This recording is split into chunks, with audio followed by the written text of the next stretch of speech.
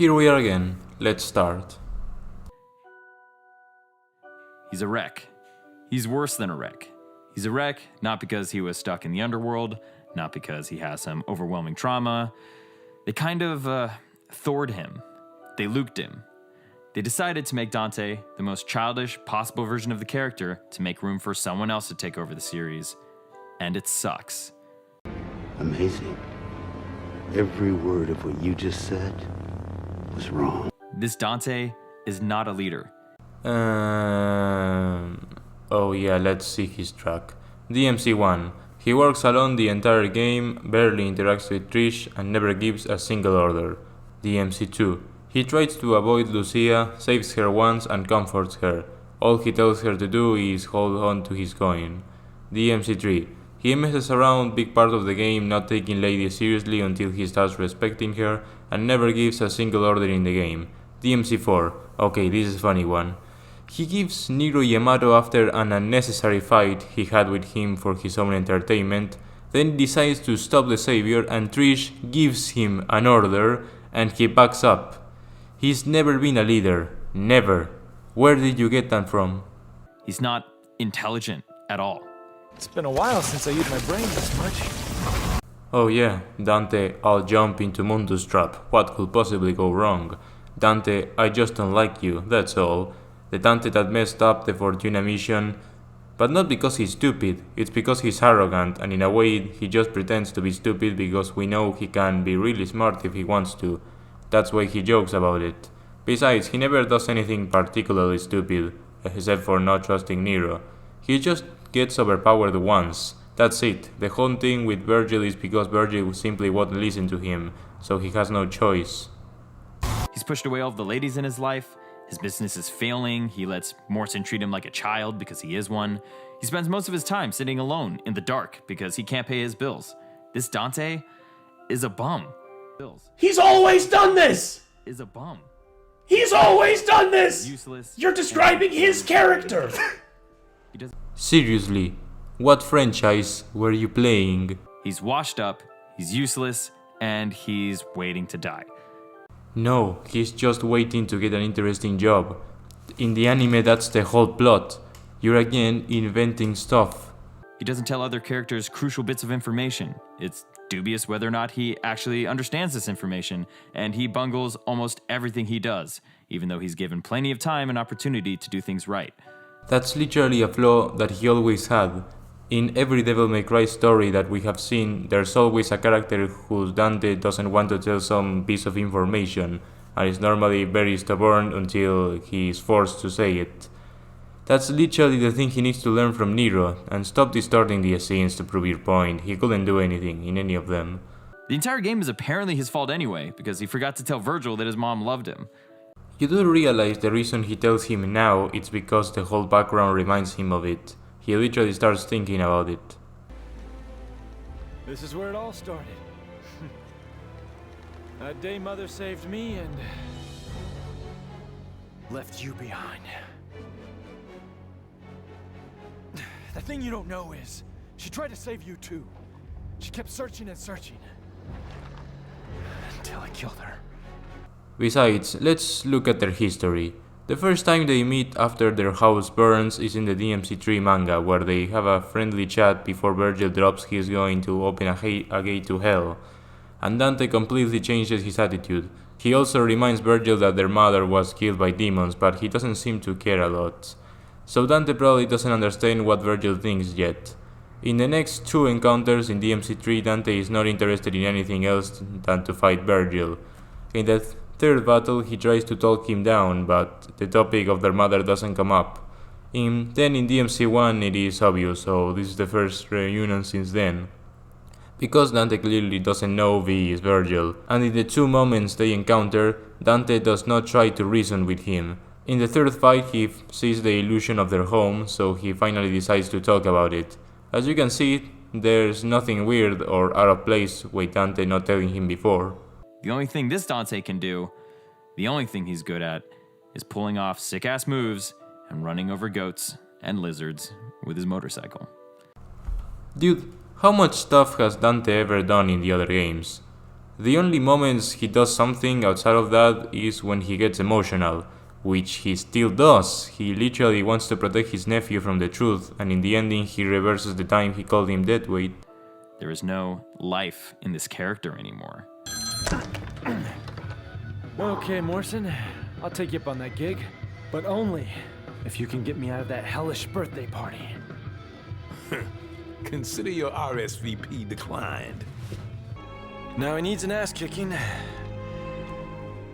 but I can't have you go kill your old man. Not about loss. Strength is a choice. Fighting like hell to protect what's important. You threw away everything you had. No wonder you have no true power. Dante! Also, his new sword looks like an artichoke. I hate it. I really hope this is a joke because it's just a dim opinion. To me it looks really good. I hope this is the last time I have to see him.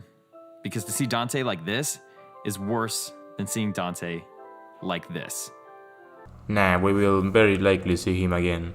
And honestly, this take is not even an opinion. It is objectively wrong, because as I said, Dante is the same freaking character. He has been like this since DMC3, more or less bored.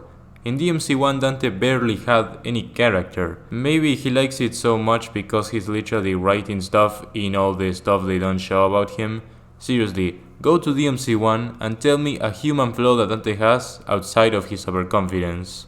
I'm just so disappointed with how Itsuno sees the character that now I only hope that he can finally let Dante rest. You know, in the response Austin hates things, someone made this comment that kinda describes this situation very well. To me, it seems he shares a problem that I find common in a lot of Dante fans, especially ones who glorify DMC1 Camilla Dante, that they have this bizarre obsession and fantasization of Dante and that he is some perfect, altruistic, flawless badass Jesus Kun who can solve any problem with a stupid 80s liner and is the epitome of cool, or their childish perception of cool. Or is literally viewing DMC1 Dante, and to a lesser extent DMC3 Dante, through rose-tinted glasses by their nostalgia, but give Dante actual, natural character flaws just so the story can have engaging character conflict and drama and not be some Saturday morning cartoon. It also doesn't help that Camilla made a character who is very undefined and is mostly a walking basket of what Camilla thinks is cool and not really a character. Yes, I'm going to get a lot of flack for this, but DMC1 Dante isn't a very good character. He is a cool badass, but a deep or interesting character, not really. Pingo actually took the scraps Camilla left him and made a compelling character out of it. Or at least tried. And a lot of fans who seem to love Camilla Dante and hate what Itsuno did to the franchise, do they ever stop to think if Camilla feels the same? The man outright hired Bingo to write Bayonetta 2. If Camilla was unsatisfied with how Bingo and Itsuno handled the series after he left, he wouldn't hire the fucking writer, nor would he say Itsuno is doing a great job and the series is fine with him. Besides, he is talking a lot about how they ruined Dante in this game, but he has been like this ever since DMC3, and let me say it, it is completely and utterly superior to DMC1 Dante. In an eternity of pointless battle against his even stupider evil twin. They're just having fun. In DMC3 they literally say they love doing this. Because they done took the one thing that I thought was impossible to take from this character. They made Dante not cool.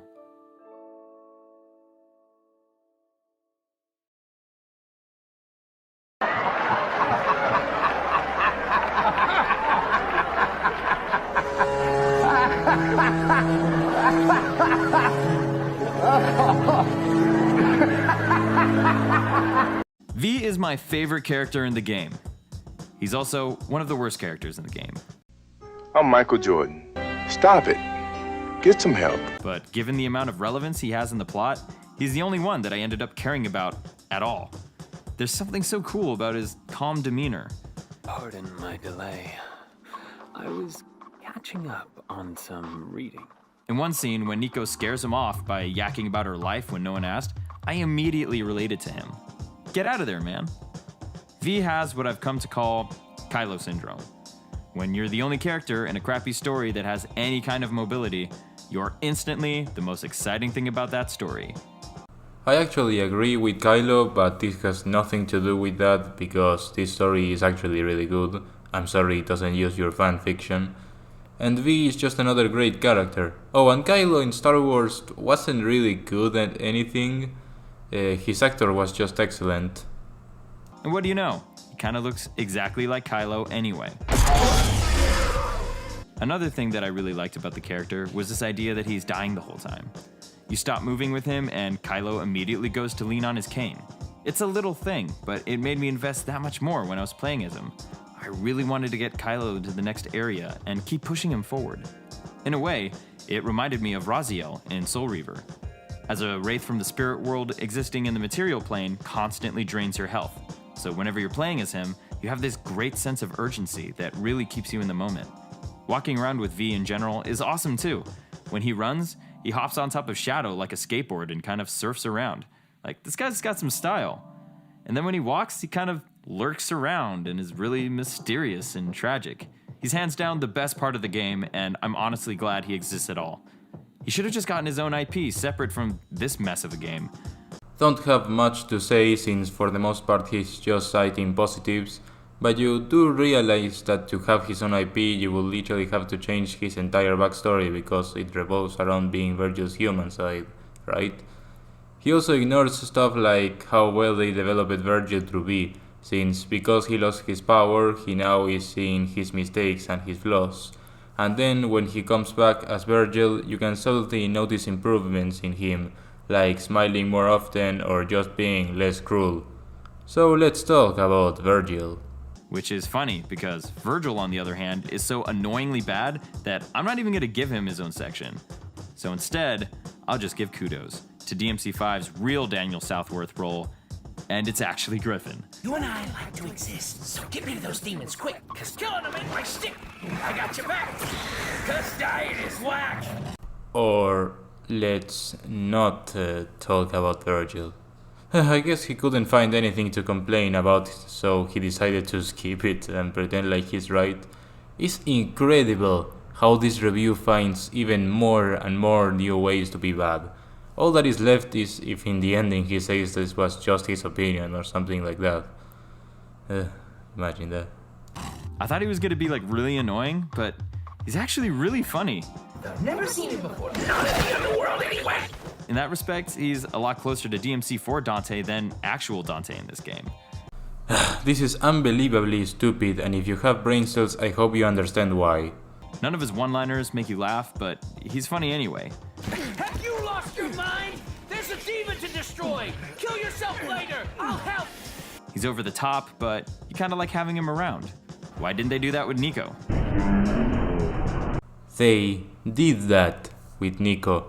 Just simply have biases. I think that at the end of the day, the worst thing dmc5 does is act like Dante and Virgil's struggle has just been these two idiots bickering for no reason, and that Nero's the one who finally puts a stop to it. Let me show you the very first cutscene on DMC3. It seemed as if they derived some sort of twisted pleasure from this brotherly fighting. Besides, look at what Dante says at their first fight they have. Father? I don't have a father. I just don't like you, that's all. He's literally just fighting to prove he's better than Virgil. Look at what Virgil says and does in their second fight. Why not? After all, we share the same blood. I'll just use more of yours to undo Daddy's little spell. He literally says, in other words, oh wait, I do have an excuse to fight you. And he even smiles like he can't wait to do this. Their last fight is more serious since both of them have motivations to beat the other, but they still like doing it. In dmc5, Dante does fight Urizen because he needs to stop him, but in their last fight there's not much point to it. Virgil just wants to beat Dante to recover from his defeat in 3, and Dante wants Yamato to close the portal, but his mind isn't really thinking about that. Nero has to stop them because Virgil literally did all of this to beat Dante, and he tries to convince them that killing each other isn't the solution. Dante understands this, but he has to make a bet with Virgil to stop him. There is always other context, but in its roots, this has always been a petty brotherly rivalry. It's just more or less the spotlight depending on the situation. dmc5 is entirely consistent. Up until this game, Virgil was evil. Even in this game, he kills thousands of people. No. Virgil wanted power and he was willing to let people die to get it, but he never got any enjoyment in killing humans. In fact, he never kills a human directly in the entire game. Even when he has the chance, he doesn't kill Lady. He only kills Arkham because he doesn't like him, and Arkham is pretty evil, and other demons. Even in the ending, he begs Dante to keep his amulet, which is pretty human. And no, in this game Virgil doesn't kill people. Urisen kills people. I know Urisen is Virgil, but V is also Virgil and he shows much more benevolence. Sure, he wants to stop Urisen to not die, but in the way he shows empathy. I'm glad to see you look so well. You too, I guess. In the manga, he even saves a kid and his mom. All I'm saying is, Virgil is a very complicated character. I wouldn't say he's a villain, just an anti-villain. Even in DMC4, they decided to make him fall in love with a human woman, come on.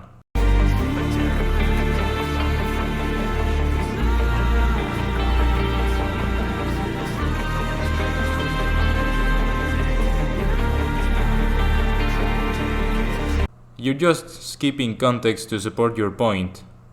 Again. Dante, on the other hand, is a hero who puts a stop to Virgil's plans at great personal cost, time and time again. Let me show you some scenes. No doubt you've got some fun planned for me. Right, Virgil? That man. Did you kill him? So what if I did? Ooh, I love a fast woman. Shut up! He was obsessed with becoming the devil. So much he killed his own wife. For that he butchered innocent people too. He's the most vile kind of creature.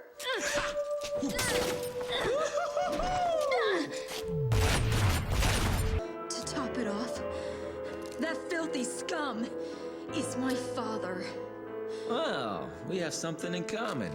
I have a dysfunctional family too. And what would you know about family? You're a demon. This is my father. My family. This was all supposed to end by my hand. Aren't you gonna shoot? Well, that's a switch. Just go. I don't care anymore.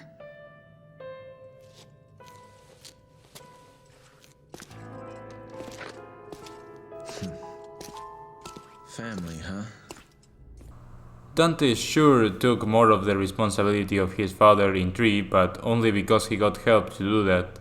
In DMC1 he barely has any character, again, and in the anime he literally wants money from people to help them. Of course he many times helps anyways, but he still plays hard to get. Even in DMC1 he only helps people with a password. He is more like an anti-hero. The only ones who can be considered heroes in this series are Lucia, who helps for free, and Nero, who only asks for food, and even helps people in Fortuna despite them disliking him.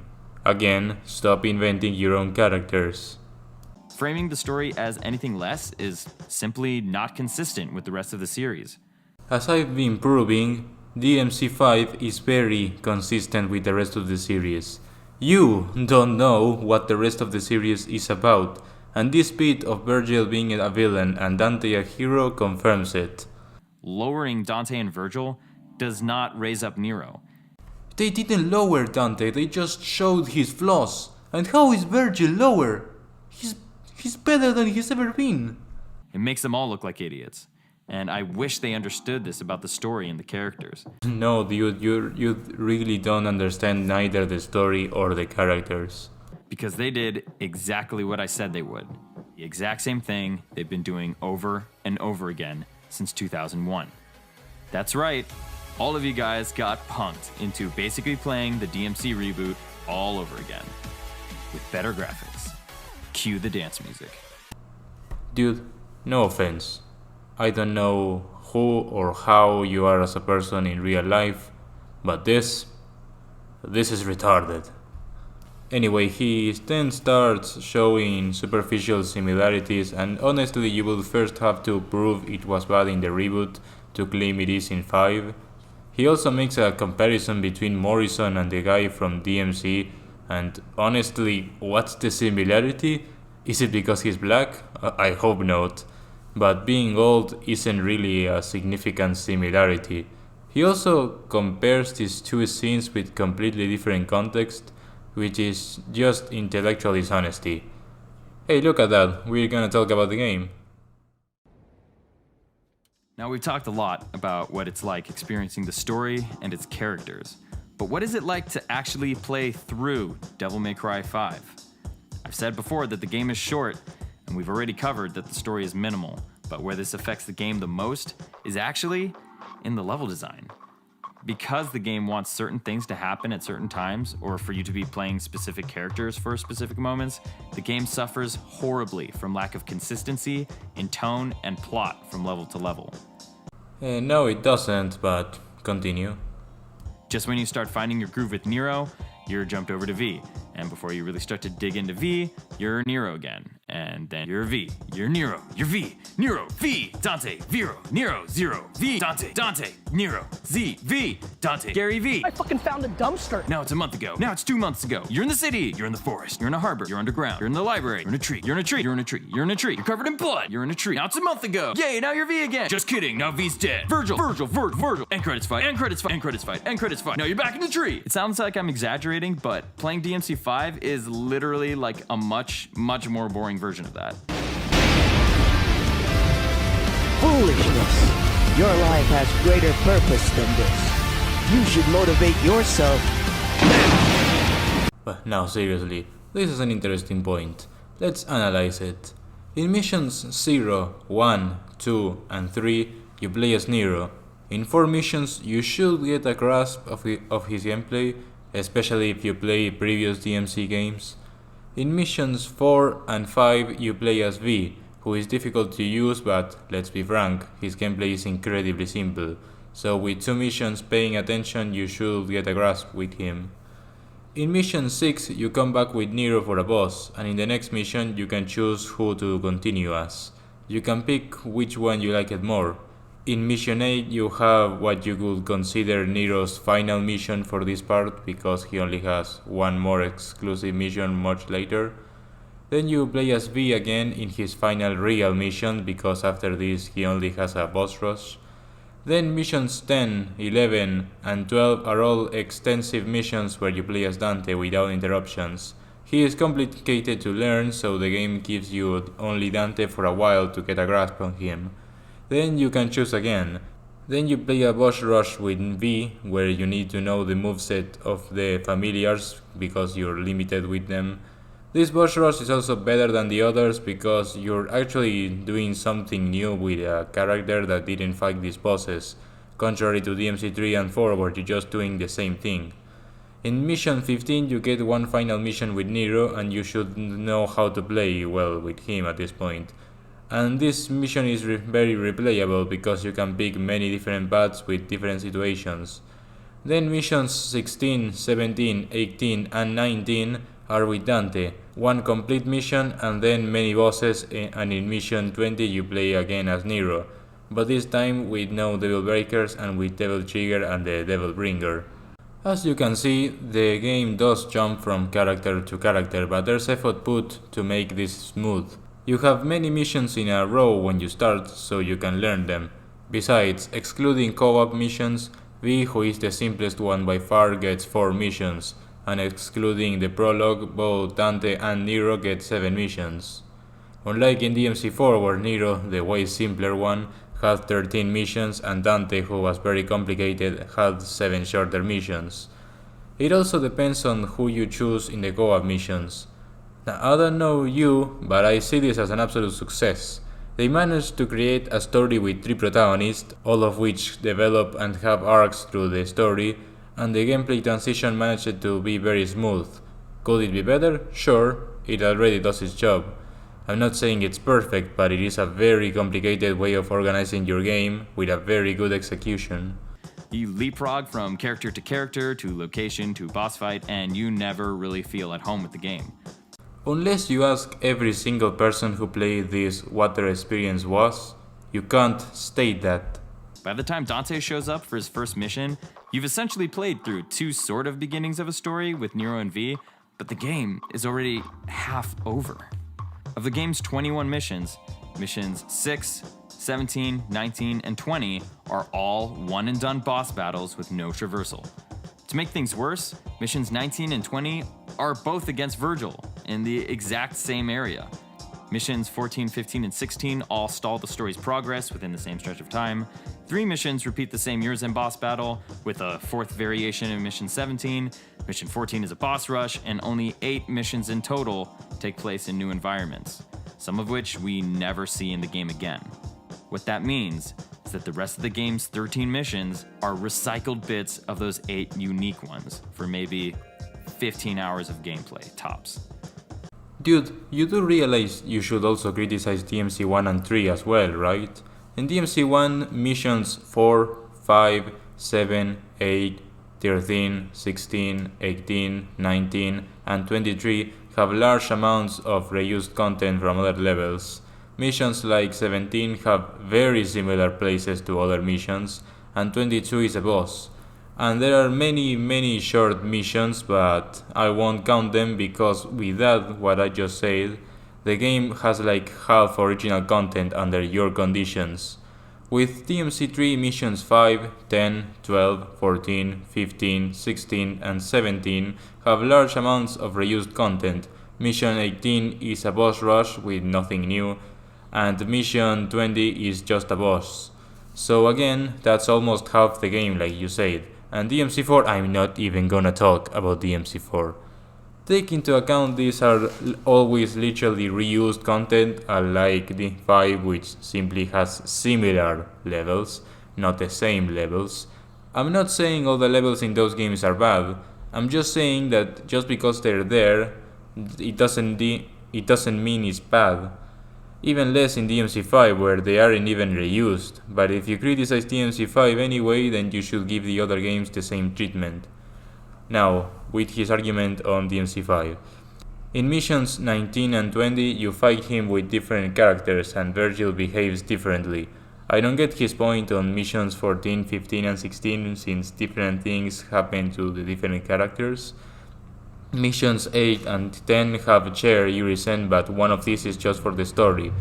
Then standing Urizen is a different boss because he has new attacks and you need another strategy. Then again, you're supposed to lose in mission 8, so you only really fight him in mission 12. And final Urizen is straight up a different boss. Besides, you like to criticize DMC5 so much, but you never touch that DMC1 does literally the same thing, but instead of one boss, like DMC5, it does it with 4 of the 5 bosses. And 13 missions are not recycled, they simply share similar art style, because they take place in the same place. And in missions 14 to 16 the tree does vary in looks. Thanks to DSO Gaming for crunching the numbers. Oh yeah, by the way, he didn't even make the numbers himself. You know, I actually had to go to watch the missions again for my numbers. Now, I'm not calling him lazy or anything because his editing is excellent, but he did disappoint here. Normally, this wouldn't be a problem. I can think of tons of games where the entire story takes place in one similar environment, but where DMC5 loses me is that it never ties any of these places together. The environments are not guided by the story, so there's never an actual reason for you to be anywhere that you end up, which is really too bad. Some of these environments look really good. Oh damn, I already debunked that ages ago. There's always a reason to be somewhere in the story. It doesn't matter if they're not interconnected. They serve the story very well and they look fantastic. But keeping in mind the lower difficulty excess of gold orbs, and the narrow A to B structure of the level design, you get the distinct impression that the game wants to funnel you to the end as quickly as possible. I just got the impression the game wanted to help the new players. I agree there are too many gold orbs, but the game literally destroys your rank if you use them, which will give you less orbs. The difficulty also isn't really an objective problem. There are two kinds of easy games, the brain dead easy and the good easy. DMC2 is brain dead easy. Enemies have trouble hitting, and that stacked with how boring they are and how little damage they do makes for a terrible experience. In DMC5 enemies have good patterns and resist well, so for me it was easy but very fun. Besides, take into account we already played other DMC games.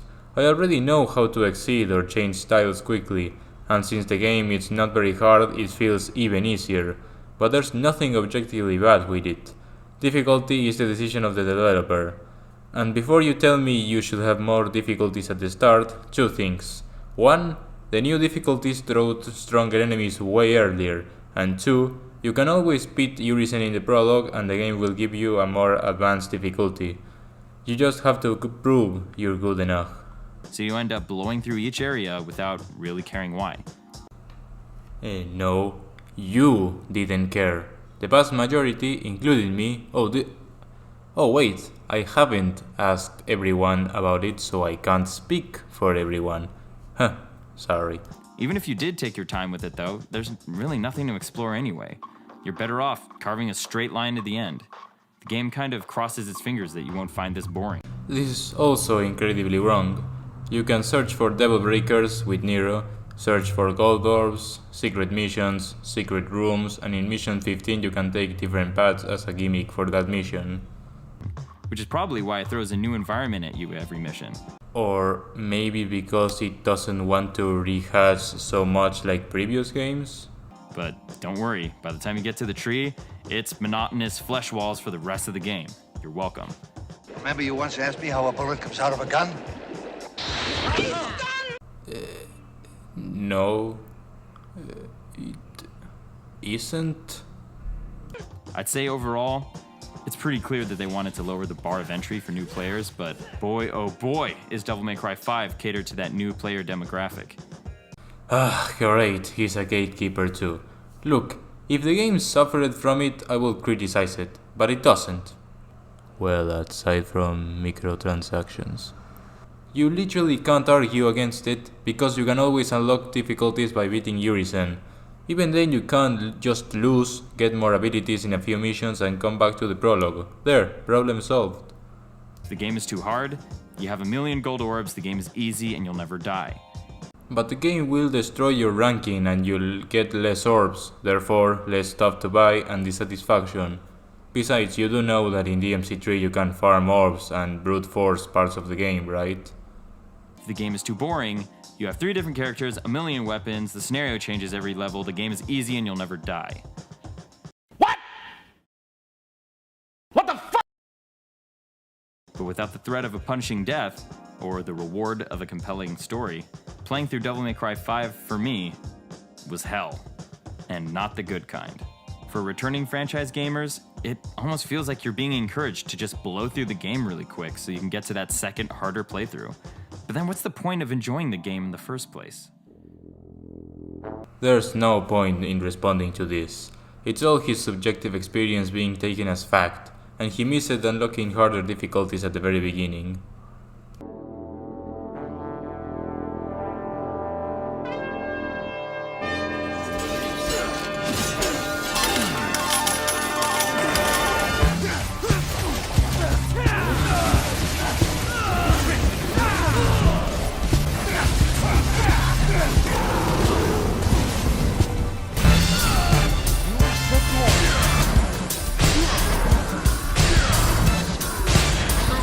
Honestly, it's the best fighting engine I've ever played. Well, looks like we agree on something. Hands down. It's probably the best the series will ever get. The combat is so fantastic, so deep, and so intuitive that it almost makes up for the colossal disappointment that is every other aspect of this game. No, It simply sits at the top of all the delightful stuff that is the rest of the game. But it's a fact that I'm worried will fly past all of those first-time players. Because after spending hours in Bloody Palace and the Void, I've realized just how badly the actual game sets you up for failure. With the lower difficulty and constant character switching, you never get good at anyone's fighting engines. Dude, the game being more difficult doesn't make you play better. It just forces you to play effectively. For example, you don't need to master all the stuff in DMC4 to beat it. A player can just realize how powerful Charge Shot is and run around while avoiding the enemies. The style ranking is what encourages you to parry your attacks and start playing better, and that's also true for normal. Besides, if it's easier but fun, more people will beat it, and if they beat it, they might keep playing and get better. And what's worse is that with a piggy bank full of gold orbs, you never have to get good to beat the game. The only people who are actually going to return to Devil May Cry 5 after beating it are series veterans or people who already like fighting games. Or people who enjoyed the game. You're putting me nervous every time you talk. Please end this video already. But if you never seek it out, or no one ever tells you, you'll never know. How stupid do you think people are? I can make peace with the fact that Itsuno did not care about telling a good story. Fuck you! Sort of, by which I mean never. But I am here to tell you, if you don't take the time to learn this combat engine, you are wasting your time playing this game. In fact, the only reason to buy this game, I think, is to play through Bloody Palace. In Bloody Palace, there are no gold orbs, and with the insane revolving door of enemies, you are constantly facing new challenges and discovering new ways to play these characters. And when you die, you die. There's actually stakes. And if you find things getting too tough, you can actually replay any level you want for practice. It's so great. It's so satisfying. It's better than the game. I'm going to edit some of his words with different footage, so you see how stupid this is. And with the insane revolving door of enemies, you are constantly facing new challenges and discovering new ways to play these characters. And when you die, you die. There's actually stakes. And if you find things getting too tough, you can actually replay any level you want for practice. It's so great. Of the three engines, Dante's is clearly the best and always will be.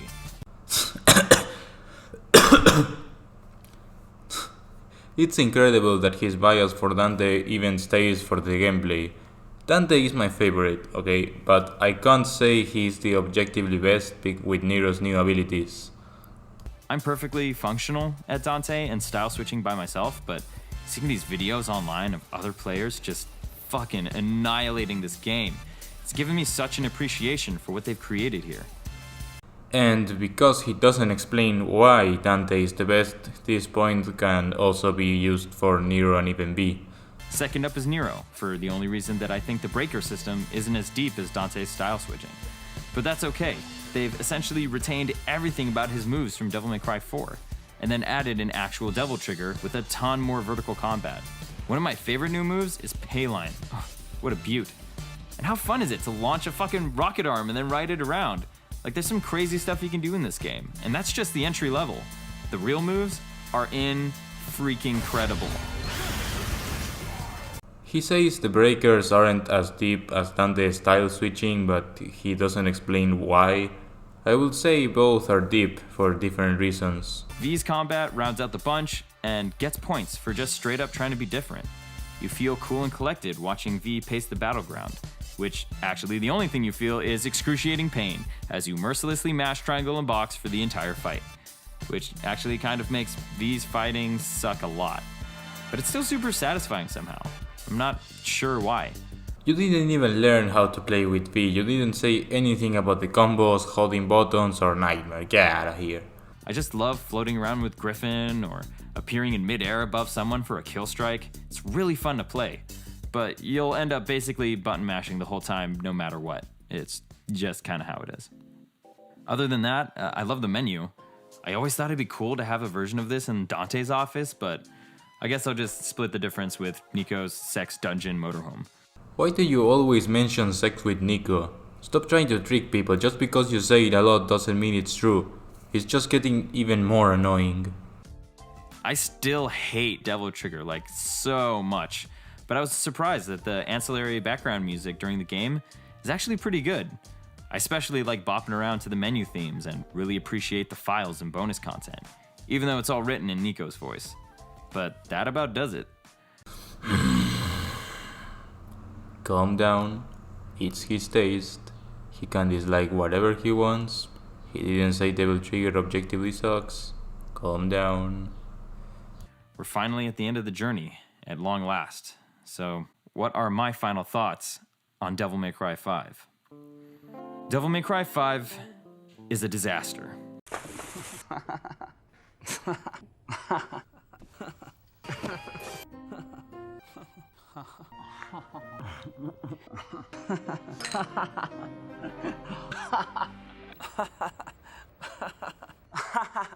The campaign is a total cluster, which gets in the way of how much fun it is to actually play this game.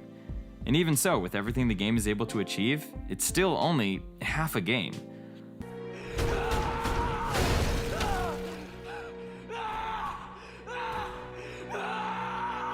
I shouldn't have to choose between a great story and great gameplay. You don't have to. It has both. I'll never be happy with a cooked burger and soggy buns. It just doesn't make any sense. Especially when there are so many satisfying and well-executed examples in almost every other Devil May Cry game. Oh god, take Virgil and Dante out of it. But well executed, Kyrie barely appears in the game. At least it is decently executed, but it's not good. And Trish, oh god. Trish was straight up awfully executed. Trish appears at the beginning of the game, barely has any characterization, disappears, appears to comment on Dante's strength, appears to congratulate him for beating Griffon, and then is touched by what Dante says despite barely knowing him. Then is revealed to be working for Mundus as if it wasn't obvious. Then betrays Dante and it fails miserably. Then Dante saves her and reveals that she looks like his mom. And then runs on her and she seems touched despite being a demon and barely spending some time with him. Then Mundus uses her to trick Dante. She awakes hilariously quickly, teleports across the room and pushes Dante and gets hit. Later she revives for no reason and gives Dante part of the power he needs to defeat Mundus, and somehow it is enough to beat Mundus. Does this seem good to you? Because to me it seems like an awful story. And the fact that Twin Review thinks this is solid kind of shows how untrustworthy he is to judge a story. Honestly, it's no surprise from him. Almost. But you know what? I'd still rather play Devil May Cry 2 than have to fight Urizen again. Dude, that's such a stupid thing to say. Urizen has 3 different fights, all very well designed and considered. DMC2 is DMC2. How can you be in your sane mind and say that? At least DMC2 knows what it is. What? No! One of the problems of DMC2 is that it has no direction. You have terrible puzzles, a story where Dante literally does nothing aside from saving Lucia and killing Argosax. There's a moment where Dante literally teleports into Arius' office. The game doesn't have the slightest idea of what it wants to do. Please finish this trash, please. And I have to say again that it feels weird to be the only one saying it. Every reviewer I see can't help but fall over each other to praise this game. Because you're the contrarian who doesn't know what he's talking about. And believe me, I get it. We all wanted this game to happen, and the great hype beast comes for us all. But at some point, we gotta come out of the dark sooner or later, right? The only one who's not coming out of the dark is you, buddy. Am I saying that if you enjoy this game, you're wrong? No. But we can't sacrifice standards for hype. You're saying exactly that. Or let ourselves fall victim to our own excitement. There are an incredible number of things that make Devil May Cry 5 a fun game, but there aren't enough to make it a good one. Shut up! Looking back at my previous videos, I'm surprised at how much I got right, even with Itsuno.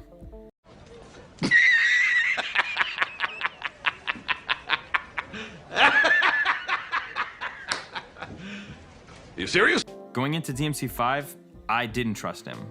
For a game that I was hoping would really knock my socks off and prove me wrong, the end result is kind of insulting. Going into DMC5, I didn't trust him because of his praise of the DMC reboot, which I thought sucked a lot. Oh, so because he liked the reboot, you didn't trust him?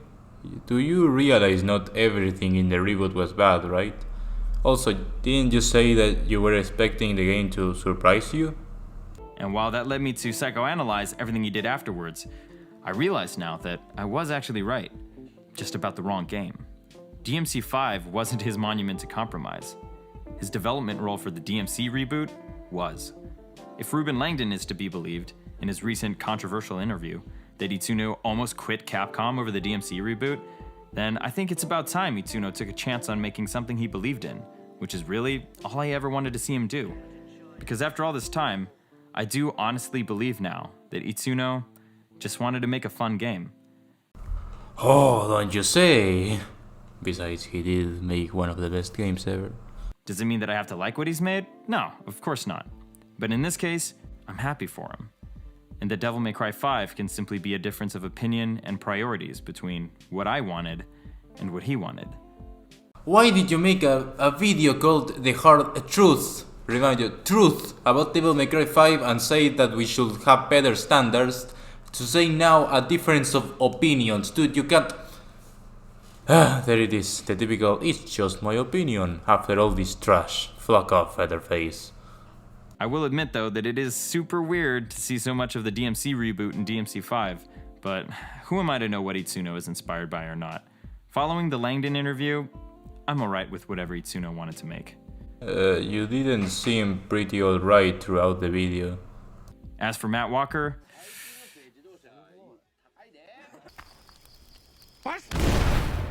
Following this game has been a long, weird experience. Not all of our content will be this polarizing. I have a really sweet video I'm making about how Resident Evil 4 would make the perfect movie, but I'm also really lazy and take a really long time to make these videos. But until then, this is a review, and this game deserves a rating. For the first time, we'd like to introduce the legendary twin rating by which all manner of media shall be judged. Devil May Cry 5 receives 0.666 twins out of 2.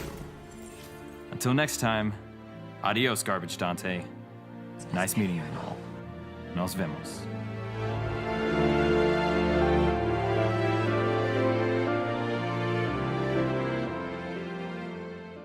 That's so cringe. Oh, and the rating was 3.33/10 if I'm correct. What a way to end this video. Wait. End? It's over? Oh, thank God. So, remember I said I would wait until I was done analyzing the video to make a conclusion? Well, here it is. The hard truth of Devil May Cry 5 is the worst video essay I've ever seen. He makes so many mistakes, he lies, he distorts reality. It is infuriating that a video like this exists. I hope I never myself do something like this. But I already said everything I could about it. So, about Devil May Cry 5 on the other hand, is one of the best games I've ever played. The gameplay is insane. With all the characters, the enemies are mostly good. Mostly. The bosses are great, except you. The levels reduce the gimmicks, but since this is an action game, I take that as a positive because it really gets annoying in the other games. The graphics and the art are beautiful, the music is masterful, and the story and characters are great. Now, don't get me wrong, it's not a story at the level of Metal Gear Solid 2 or Spec Ops The Line, not even close. But it is a really solid story that continues very well with the other games. If you hadn't already written a fanfiction about it. With many emotional moments and especially many funny moments, microtransactions are always awful, and it is a shame because it's pretty much the only major issue. There are other minor issues like how V controls, but it's not so bad as everyone says. Seriously, I played in Dante Must Die as well, and I'm not great with V or anything. He really isn't that difficult. Those are my objective statements. In my more subjective take, this game is a masterpiece, and one of the best games I've ever played. So that's the end of it. I hope you liked it, consider liking and subscribing. Check out my other videos and see you next time.